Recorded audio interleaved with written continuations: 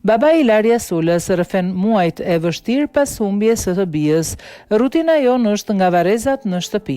Flamur Sula, baba i 22 vjeçares shqiptare, Ilarias Sula, që u vra nga ish-partneri i saj në një intervistë për mediat italiane, ka shprehur dhimbjen dhe boshllëkun që u ka lënë ndarjet mërshme që i mori jetën të bijës.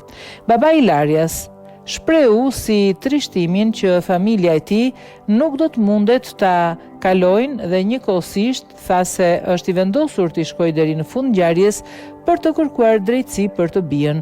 Ai tha se plaga dhe dhimbja që ka lënë pas vrasja e Ilarias jo vetëm që nuk është mbyllur, por rritet akoma më shumë dita ditës. Është dhimbje pa shpjegueshme, tha Flamur Sula.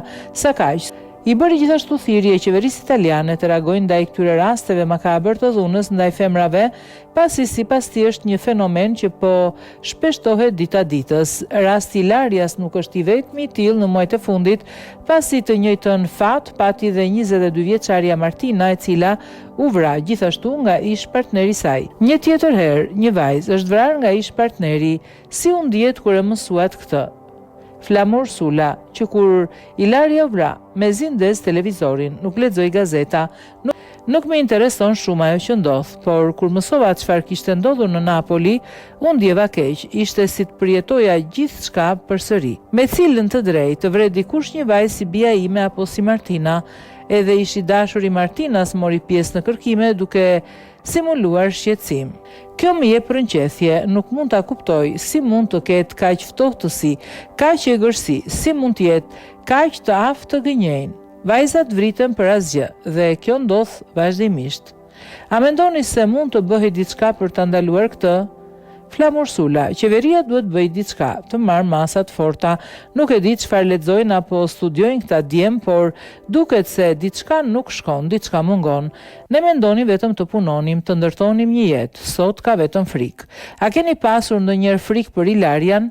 Asnjëherë, sepse e njihja vajzën time, besoja, ishte një vajzë e drejtë që kurrë nuk do të lejonte të sillej siç do donte dikush tjetër. Për këtë arsye dua të kuptoj vërtet se çfarë ndodhi. Keni edhe një djalë sapo ka mbushur 18 vjeç. A keni frikë për të? Sigurisht që kam, her pas here, por unë flas vazhdimisht me djalin tim. I them që nëse ka një vajzë duhet të kuptoj që jo. Do të thot jo. Edhe nëse ndonjë rikën duhet ta pranoj dhe të mbyllet me aq.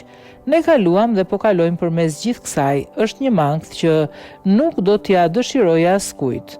A ka diçka që doni të thoni për familjen e Martinës? Me të vërtet më vjen shumë keq. Mund të them vetëm këtë. E kuptoj dhimbjen e tyre, është diçka që nuk kalon. Gruaja ime është shkatëruar, nuk jam i sigurt se për ne mund të ketë ndonjëherë normalitet. Jeta jon, ditët tona përqendrohen vetëm në atë që është rruga jone vetmeditore, nga shtëpia te varrezat, asgjë tjetër. A ju jep ngushëllim ideja e drejtësisë? Nuk do të kem qetësi derisa ai të jetë në burg për gjithmonë. Ende nuk mund ta kuptoj, nuk arrit ta kuptoj si mund të bënte një gjë të tillë. Deri në frymën e fundit do të kërkoj drejtësi për Ilarian, nuk do të dorëzohem kurrë. Nuk mund të ekzistojnë fare njerëz që mund të bëjnë gjëra të tilla. Ajo që ndodhi me Ilarian dhe vajzën e Napolit nuk është një aksident rrugor, një fatkeqësi. Ata janë vrarë qëllimisht. Një dikush ka vendosur që një tjetër person nuk ka më të drejtën të jetoj.